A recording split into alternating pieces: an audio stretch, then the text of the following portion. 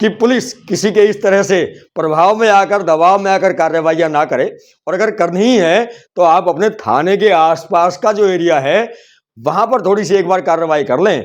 हम कल दिखाएंगे कि एनआईटी 5 नंबर थाने के आसपास ऐसे ही केस कितने हैं, पर पता नहीं क्यों ना तो वहां के मुलाजिमों को वो आरोपी दिख रहे, ना ही एसएचओ महोदया को। आखिरकार इस रेड के पीछे क्या माजरा था? किससे प्रभावित होकर एसएचओ महोदया ने रेड की? किसके दबाव में की? ये एक मुख्य प्रश्न है। अगर आपको लगता है कि हमारी इस रिपोर्ट में कुछ दम है, अगर आपको लगता है कि हमारी ये रिपोर्ट आपके हित में है, तो आपको शेयर करने में, लाइक करने में और कमेंट करने में हिचकिचाना नहीं चाहिए। हम वो 10, 20, 30 सेकंड की इंटरटेनमेंट की रील नहीं दिखाते, हम दिखाते और बताते हैं आपको सच्ची और असली बात। आप देख रहे हैं एटीएन न्यूज।